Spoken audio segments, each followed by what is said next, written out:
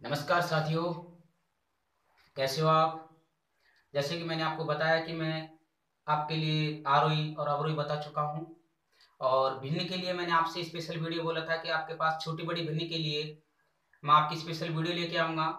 तो मैं आपके लिए स्पेशल वीडियो लेके आ चुका हूँ। देखिए, भिन्न का आपके पास एग्जाम की दृष्टि से काफ़ी मोस्ट इम्पोर्टेंट है। देखिए, भिन्न भिन्न आपके पास छोटी बड़ी का ज्ञान होना चाहिए। आपके पास आरोही अवरोही मैंने बताया था आपके पास, लेकिन कुछ और भी ट्रिक्स होती हैं जो सीधे निकालते हैं अपन। तो देखो, पहले जैसे नियम है आपके पास, नियम नंबर पहला। नियम पहला नियम पहले क्या कहता है आपके पास कि जिस भिन्न का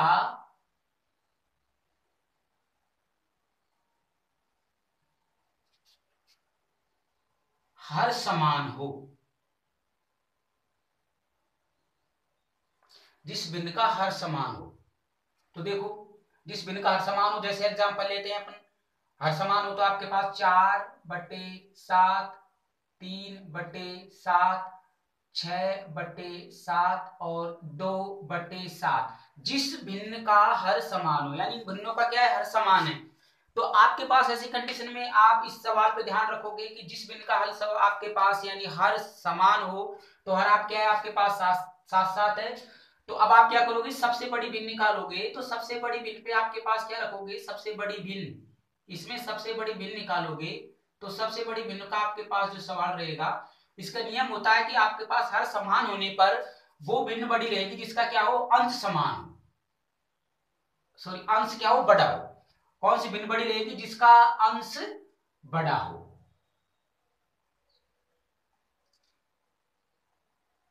तो वो क्या होगी, बड़ी भिन्न।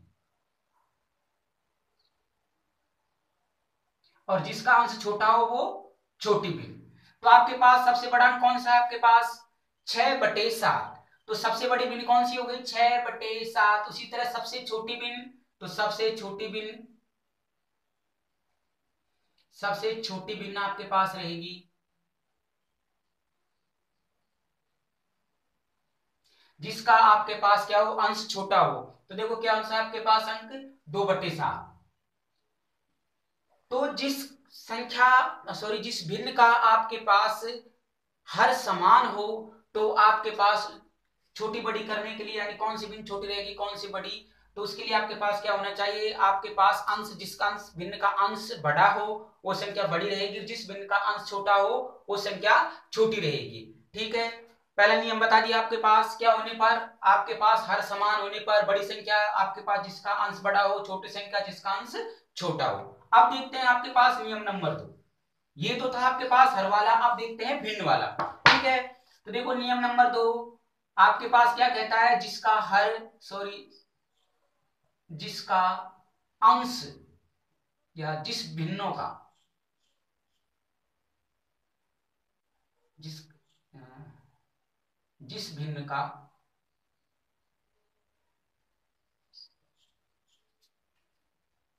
अंश समान हो,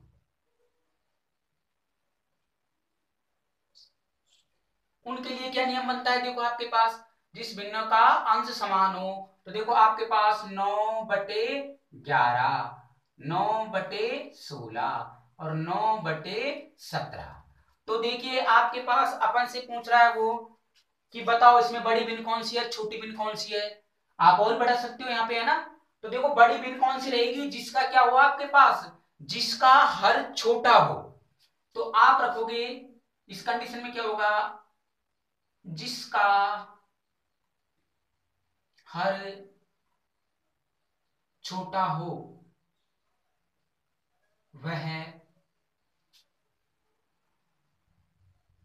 बड़ी भिन्न, वह जिस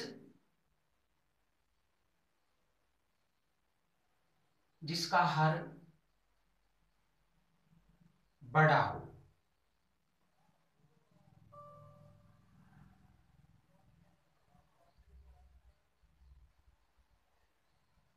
वह छोटी भिन्न। होगी। कहने का मतलब सीधा तरीका ये है कि आपके पास यदि आपके पास अंश समान हो तो आपके पास जो आपके पास हर बड़ा है, जो संख्या या अंश आपके पास जो हर बड़ा है वो संख्या छोटी रहेगी, वो भिन्न, और जिसका आपके पास हर छोटा है वो बड़ी रहेगी। तो आपके पास सबसे बड़ी भिन्न, तो सबसे बड़ी भिन्न कौन सी होगी? सबसे बड़ी भिन्न आपके पास कौन सी हो जाएगी? 9/11, क्योंकि इसका आपके पास क्या है, हर छोटा है। और सबसे छोटी भिन्न क्या हो जाएगी? सबसे छोटी भिन्न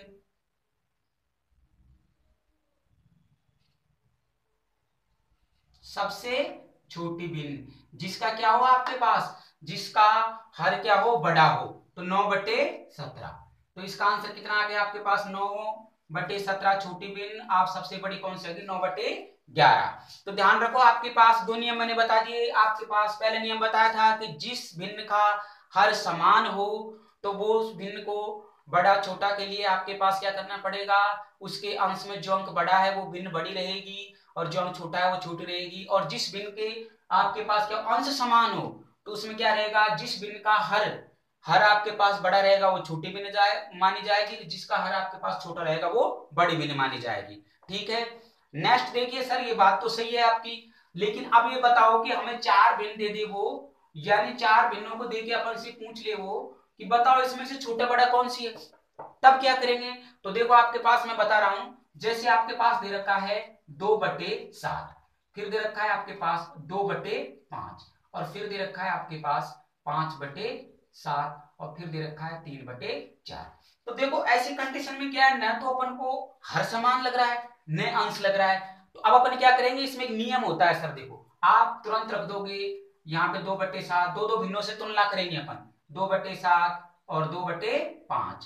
ऐसी कंडीशन में आपके पास क्या करोगे, आपके पास 2/7 अब छोटा रखना है ना, तो देखो आप रखोगे यहाँ पे, इसको इससे गुणा करोगे और इसको इससे गुणा करोगे। ये क्या है आपके पास? सबसे बड़ी भिन्न बताइए, अपन से पूछ रहा है वो, सबसे बड़ी भिन्न बताइए, बताओ। तो सबसे बड़ी भिन्न बताने के लिए बताओ, पहले क्या करेंगे, दो दो की तुलना करेंगे। तो देखो तुरंत 5 दूनी 10, तो आपके पास 10, और 7 दूनी 14। तो बताओ 14 बड़ा होता है कि 10? तो आपके पास क्या होता है सर, 14 बड़ा। इसमें क्या रखा, ध्यान रखना जाता है, देख लीजिए, ये जो भिन्न है शुरुआत के अपने अंश है उसको सेकंड भिन्न के हर से गुणा करेंगे तो फर्स्ट का माना जाएगा। तो फर्स्ट में कितना आ गया आपके पास 10, और सेकंड का आपके पास क्या मानोगे, जो आप सेकंड का 2 लिया है ना अपन ने, और आपके पास फर्स्ट का जो 7 लिया है हर का, उससे गुणा करने पर सेकंड का आंसर माना जाएगा।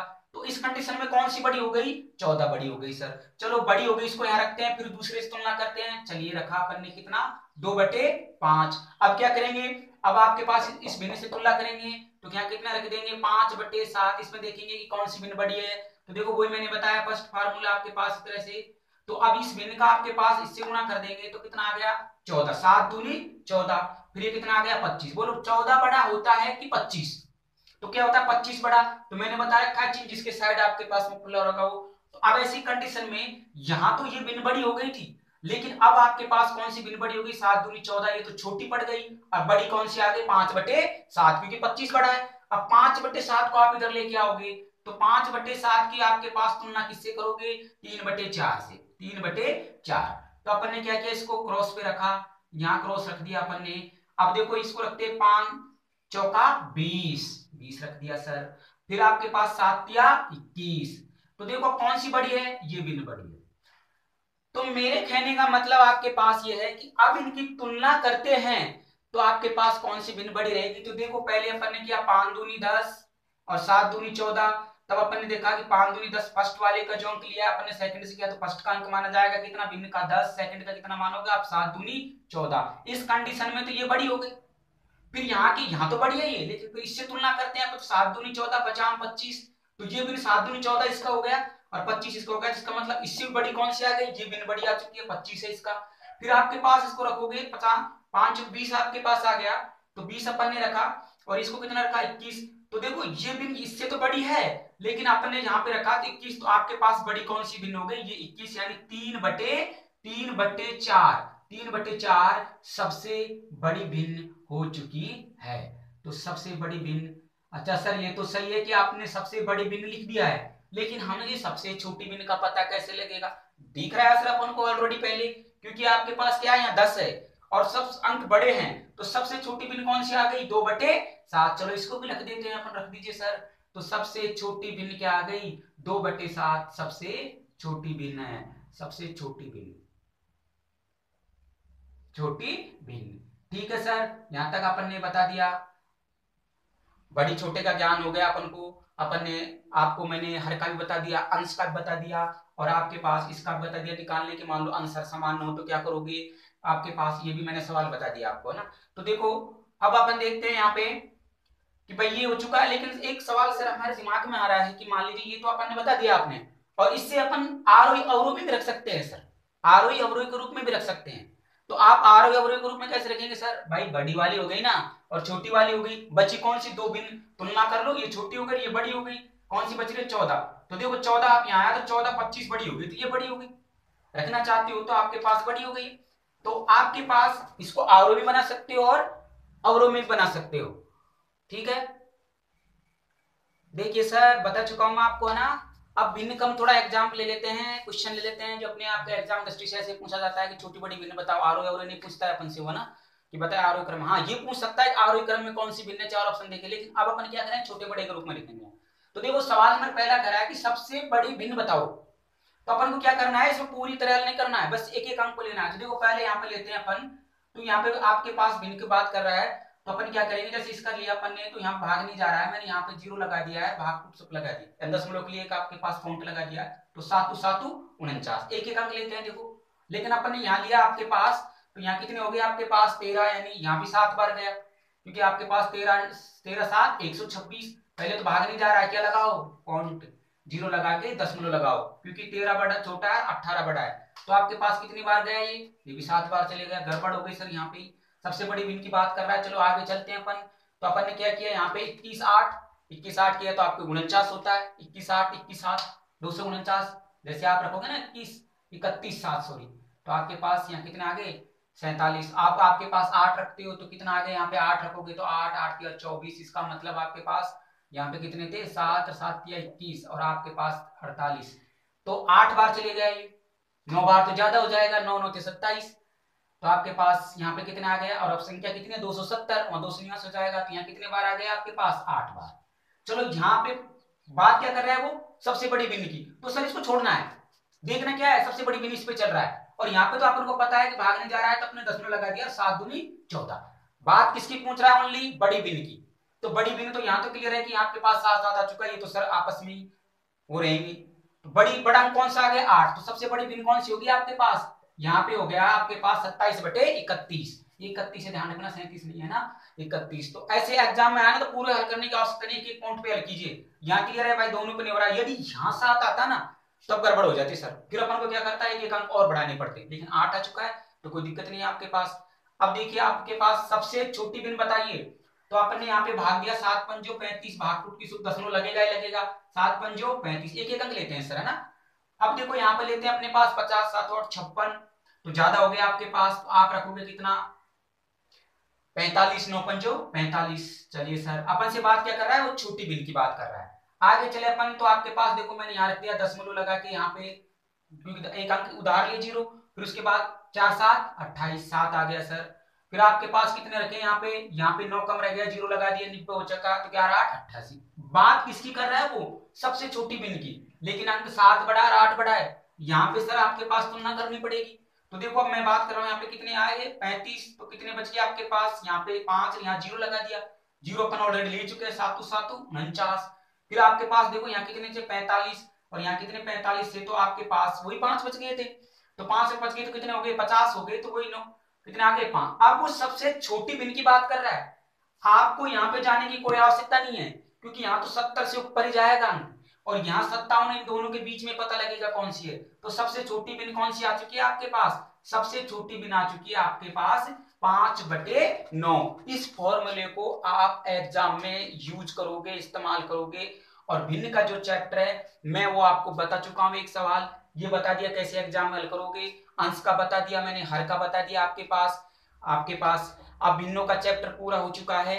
यानी कहने का मतलब ये है कि आपके पास 10 मोलों का जो बेसिक कंटेंट है सर, वो मैंने पूरा करवा चुका हूं आपको। कल मेरा एक वीडियो रहेगा, आपका नेक्स्ट जो वीडियो आता है वो आपके पास क्या रहेगा, एग्जाम्पल का रहेगा, ताकि एक बार दोबारा रिव्यू हो जाए आपसे कि समझा जाए कि कौन से पुनरावृत्त 10 मोलों कैसा सवाल आता है एग्जाम में, कैसा बनता है। वीडियो आपको अच्छा लगे तो लाइक करना, शेयर करना अपने दोस्तों के साथ, और बेल आइकन घंटी को दबाना ना भूलना, सब्सक्राइब करना। नमस्कार, नमस्ते दोस्तों।